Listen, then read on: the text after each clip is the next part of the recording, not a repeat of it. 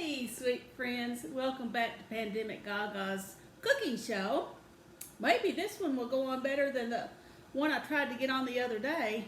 It was late. Hopefully, by the time you see this, it will have been on because it was quite yummy. We're talking about filet mignon, so I hope that you saw that. Today, we are going to fix lasagna. You're not going to believe how easy this is going to be. And if you're a new cook, not a big deal, okay? I want to show you a secret most people won't admit to you about, but I am. But first, I'm going to put in our lasagna noodles to cook. And I am just about out. I'm going to have to get some more. I use, excuse me. Excuse me there. I forgot you was here, so I just reached over. Lasagna noodles. See them? The first thing you want to do with these noodles, the way I cook it, is you want to boil them. And you boil them just like you would a spaghetti noodle, or a macaroni noodle, or any other kind of noodle, I guess. You get your pan. I always use a larger pan, and I don't have to worry about it. But I'm going to put a little salt in my pan. It's half full of water. As you can see, it's steaming, and I wait until it's boiling. And then, once it's boiling, which it has just started, I'm going to put in my noodles, and for some reason, I like to put them in all different directions. You don't want them to cook stuck together, and so I just do this like that. Now, once I get my noodles in my boiling water, I turn it, it's on high right now, and I turn it down to just a little below one notch under high. Don't you want the way I tell you what to cook it on? A little below, one dot below high. You want it to keep boiling hard, but not boiling so hard on high that it boils out, which it will. We're going to boil this for 10 minutes, and I'm going to go over here and turn my timer on. If y'all will just enjoy watching the steam come up out of the pan, you'll get mesmerized. I'll be right back. Ow, I just hit my hip. Okay, now let's see. I could give you a little timer to stay here with you, but you know they don't have to buy it. No, I don't want to do that. Now, like I told you before, every kitchen needs a colander. Just get a regular size colander. All you really need is one. You put a bunch in there or a little in there. This just happens to be mine. Not a big deal. Bunch of holes in it. For those of you who don't know what a colander is, it's a bowl with a bunch of holes in it. And it's meant for straining things. And the water will just wash right through. So I'm going to set this in my sink because when my buzzer goes off, I'm going to take this hot boiling water and pour it with the noodles and all into this and let them drain, and I will probably cool them off a little bit simply because I don't want to touch a hot noodle. That would hurt, folks. We're just going to put that right there. Now I promise you, here's my noodle container.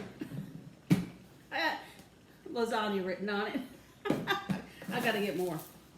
All right, now let me show you. This is, like I said, it's just me and Michael. This is what I cook our lasagna in. It's just like a, what do you call it? Like a do you cook bread in or something. I don't know. But anyway, this one's an old Pyrex, and it's just enough for me and Michael, and then sometimes we'll have just a little left over for one of us to have for lunch the other day. Lasagna is one of the few things that both of us will eat left over. So, that's the bowl I'm going to use after a while. We'll set that aside. Hope you guys have a good day. I did. This is, remember, one time I showed you guys how when I get a big thing of hamburger meat and I divide it up, put it in the freezer. Well, this is one of those. And I just stuck it in the microwave a while ago. Lasagna's a meal that you can cook really quick if you want to. And I put it on my microwave has a button that says auto defrost. No, quick defrost. And I unzip my bag a little bit and plop this frozen hamburger meat in there. And it usually, the quick defrost lasts a minute and I don't know, 45 seconds or something. And now it's just fine. And if there's any little hard frozen pieces still in there, I just wiggle and squish and they come apart. Not a big deal. Hey, if you don't have a microwave, just go ahead and put it in your pot, spray it, put your frozen hamburger in there, turn it on a dot or two above low, and it'll take it a little while, but you just stay close by and you can just peel the softened hamburger meat off the hunk of frozen hamburger meat as it goes, so it doesn't just get like stuck on the bottom or whatever. And you can thaw it out that way. I've done that many times. You know, there used to not be microwaves. And I remember when there were no microwaves. Absolutely. They didn't come out until after I was married and had both of my kids. Before people had microwaves in their home. Oh, the age. But anyway, I'm going to take this hamburger meat. So it's about a pound, give or take. Now I'm done with that bag. You don't want to reuse those nasty hamburger bags. Give me a spoon. 3 of these, 3 different sizes. Plastic spoons. I've been using them for umpteen years. Dollar Tree, 99 cents. I'm just telling you. They're pretty good spoons. But here I go. You don't want to leave this spoon in the pot. Because it is plastic. Years ago I was making, it was Christmas and I was making some fudge. And I forgot and left my plastic spoon in one of these spoons in the fudge while it was cooking. And I went to pull it out and it was gone. I melted my spoon into that fudge. Oh my goodness. There went that much fudge. But anyway, things happen. No big deal. Well, that was a big deal. That had to go in the trash. But anyway, here's my hamburger meat. I like to get in there and just kind of chop it up a little bit. And I'm going to put that on this side. We're going to brown that. I'm going to put it on. I want to get this sucker going. I'm going to put it on medium.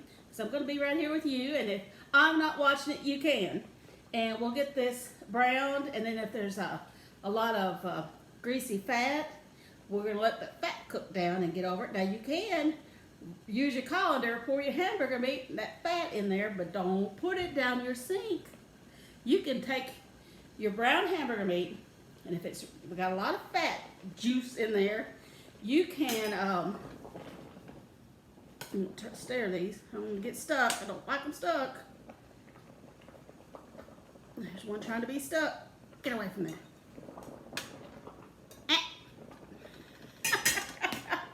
But if you get done cooking your hamburger meat and it's all brown and there's a lot of fat where it's just fatty, you can pour that.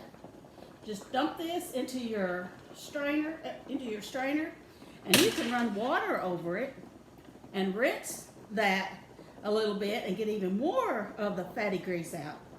And you can do that, and then just put your hamburger meat back in your pan. And then you've removed all that grease. But if there's not much, I just let it keep cooking and browning until that cooks down a lot. And you don't have to get it all out. Just add a little flavor, but you don't want too much.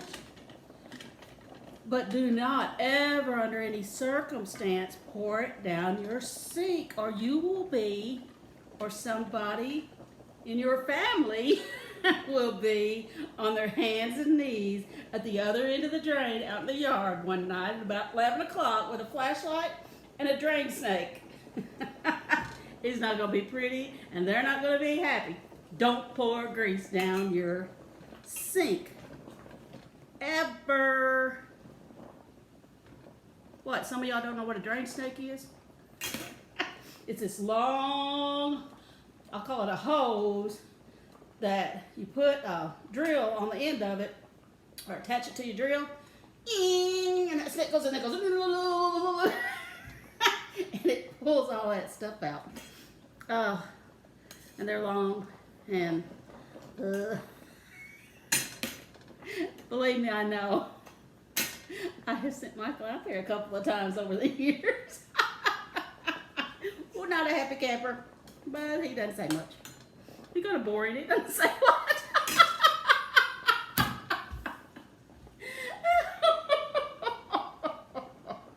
Oh, man. Can y'all believe I used to be a very shy little girl that would not speak to anybody? Ooh, what happened to that girl? She done grew up and went insane. Oh gosh, I tell y'all way too many things, don't I?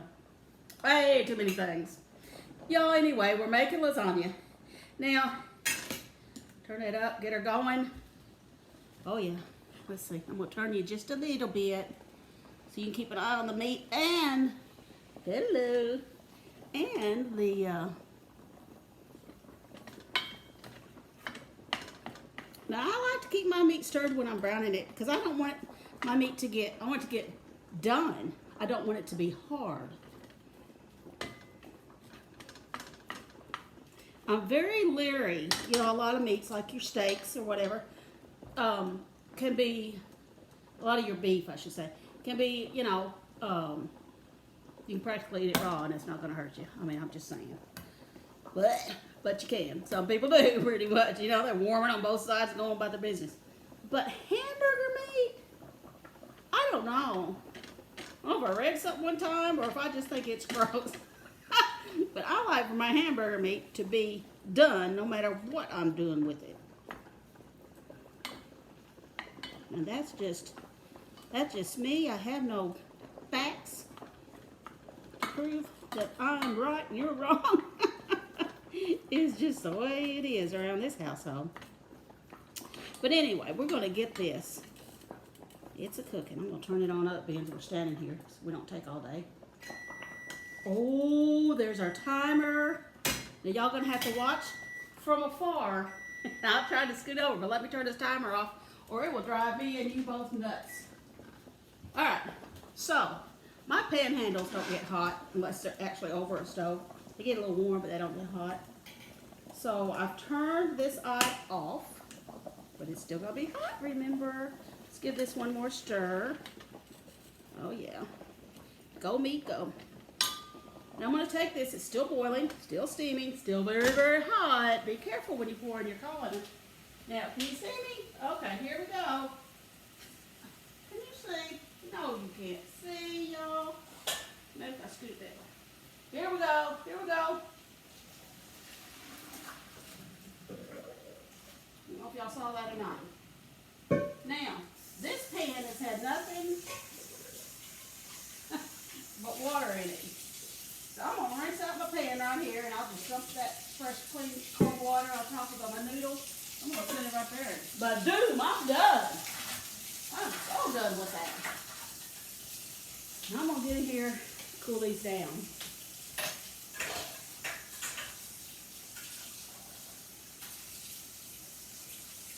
Now, noodles usually taste better if you don't cool them down. But what I've found is if you're going to use them after a while, as they cool down on their own, they will stick together. And I don't want them to stick together. So,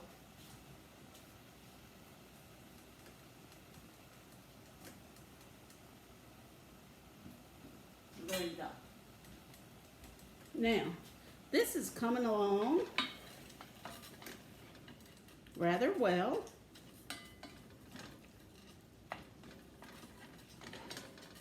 You'll want to turn your oven to preheat on 350. Let me get it going.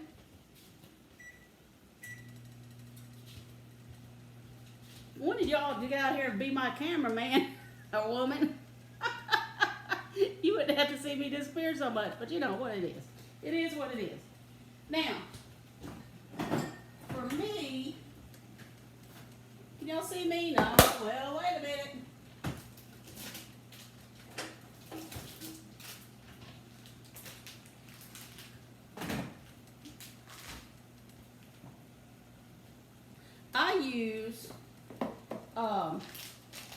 I use mozzarella cheese, and I like the slices when I'm making lasagna rather than the shredded.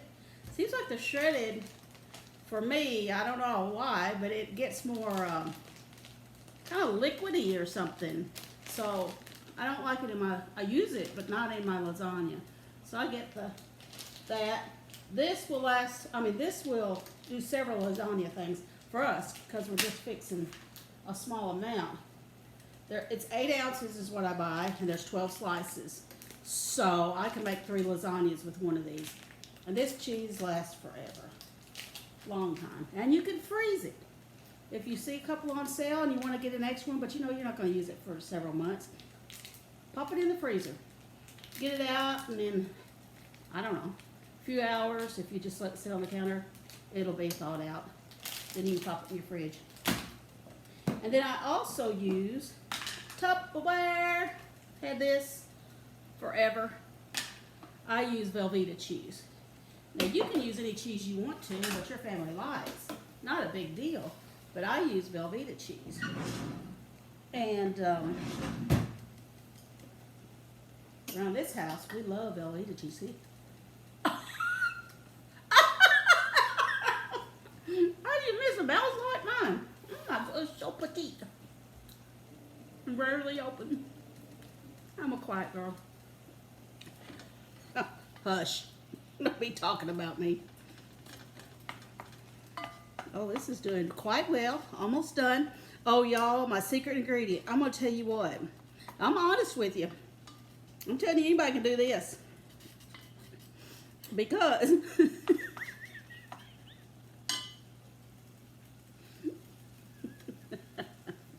nobody knows this. But the whole world's fixing to find out. Now, I always made my own lasagna sauce. You know, I'd buy my hamburger meat, and then I would mix, tomato sauce and the seasonings and stuff.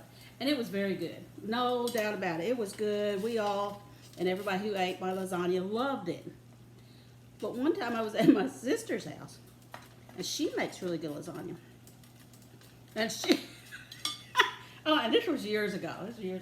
I'm like, your lasagna sauce, what do you put in your lasagna sauce? Because I could taste a little different wang to it, and I really liked it.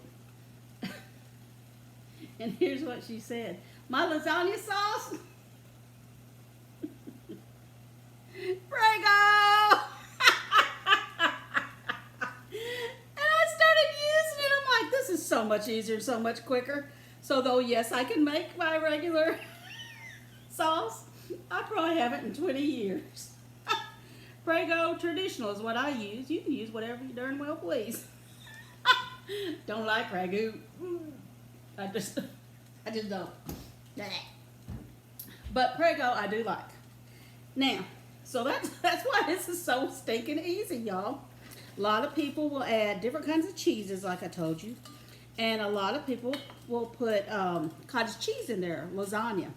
And that's probably what you should do. And I love whatever I just said, cottage cheese. I really do. But I've eaten it in the lasagna. I just don't care for it. I think it's the way it looks. I'm weird like that. I can't help it. But I can eat it like that. But I don't ever put it in mine. And another thing I do with y'all, I like my lasagna a little more runny. Now my sister can take hers, now she doesn't use Velveeta. I think she just uses regular, cheese slices or whatever. But that doesn't that doesn't matter because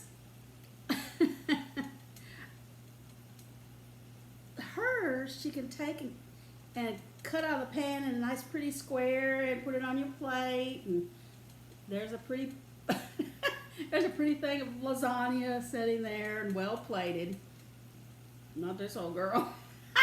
For some reason, I like mine straight out of the oven, so I don't want to wait for it to cool down, which is what it would have to do those perfect squares. I like it straight out of the oven, steaming hot and juicy. I do. I can't help it. You take that bread, you kind of dip in that juicy sauce. Oh my gosh, you know, and when you're... Michael always serves the lasagna for me, which is standing right here because our plates are right here. And this is a really nice ice cream scoop. Metal, hard, one piece, ready to go. You can dip any ice cream you want with this thing. It ain't doing nothing, stop bending or breaking or nothing. This is what we use to get our lasagna out also. So, our little pan, here's Michael. Then he'll go to pick it up and he'll say, well, let me have your fork for a second. He'll stick that fork on and I'll slide my plate and it just kind of goes splat. Oh, it's so stinking good. It ain't pretty, but it is good. But that's the way I serve it to guests too. Oh my gosh. Actually, and here's a fun thing you can do. If you have friends that don't live real close to you, or our meat is brown, it doesn't have any fat in it, we're going to add this to it. I gotta get going. I'm yakking too much. I'm going to put some in. I don't know how much I put in. Some. I'm going to show you. There it is. And I am going to add some water.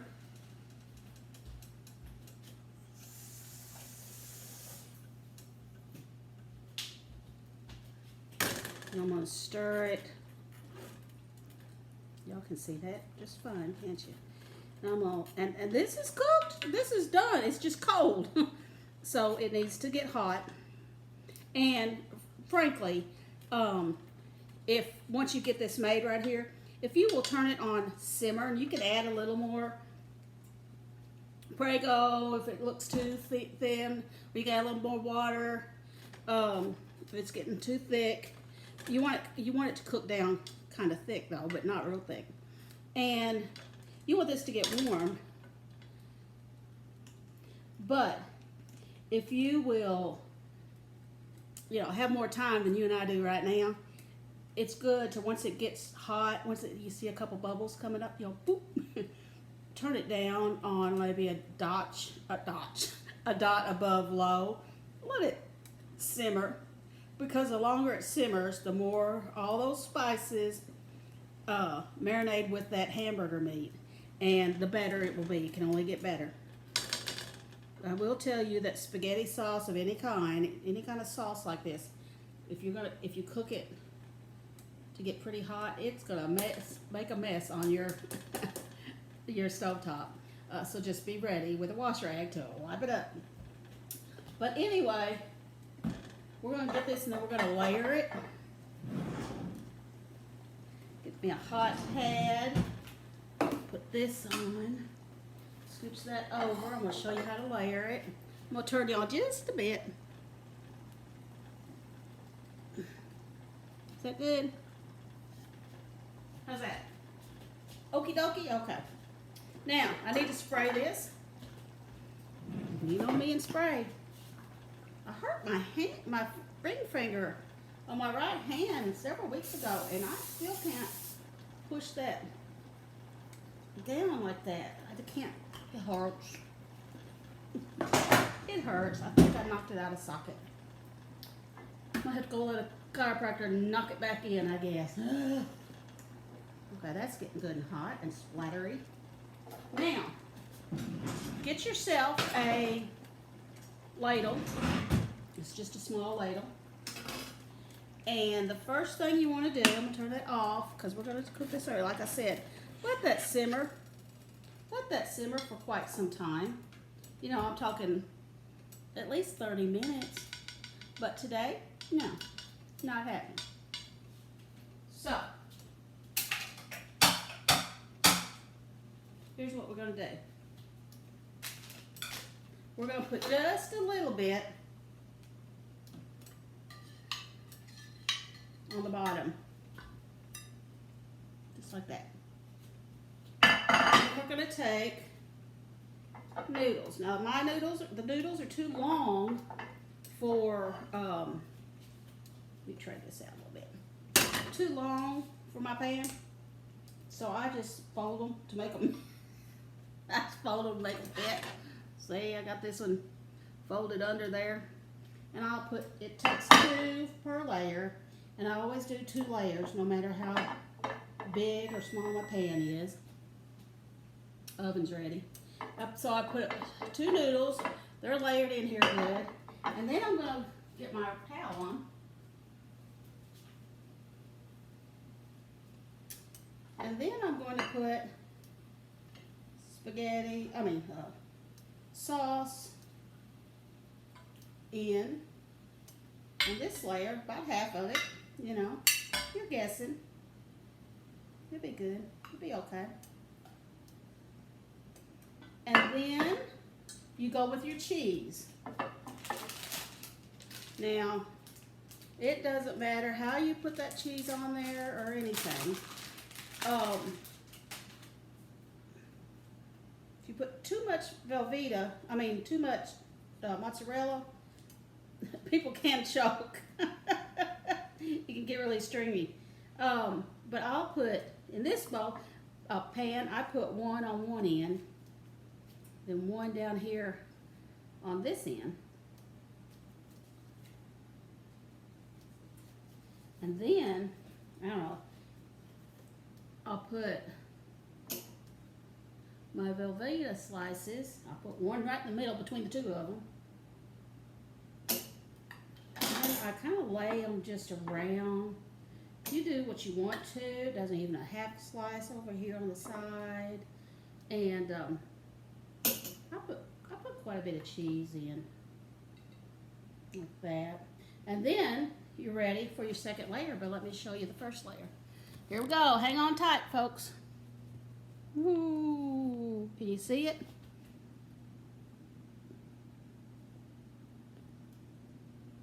There you go. Maybe you got a good look. I hope so, guys. You know how all this goes. Woo! Now we're going to do our next layer, and you do it just the same. You put your your noodle in.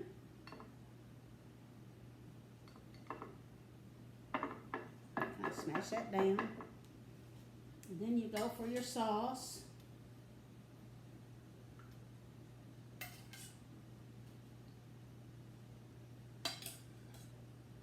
You can put a nice salad with this. Michael and I love potatoes with them. And I know that's a lot of starch with these big old noodles, but still like it, so there. But if you have this and some garlic bread that you can just pulp, you don't have to go buy garlic bread, people, out of the freezer department somewhere. You can use regular bread, pop it in the toaster. When it pops up, smear butter on it and sprinkle some garlic powder on it. You have garlic bread. You can take, a lot of times what I'll do is you can get Texas toast and smear butter on it, some garlic powder, and put it in the oven and broil it for just, in my oven, it's 30 minutes on broil, or you will burn that bread. And believe me, I used to burn the first batch every single time. Sometimes still do. But we will, oh, I gotta open another package. You can make it that way.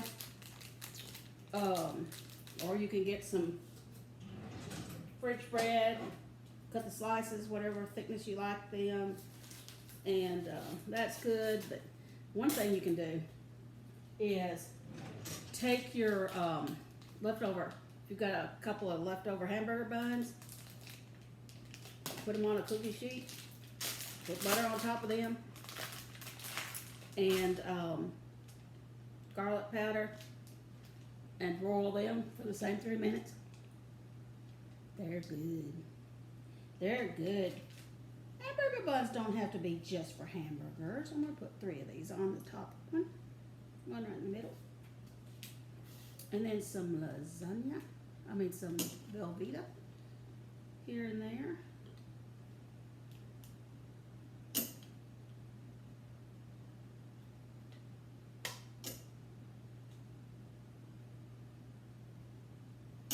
Easy peasy. Now, there's that.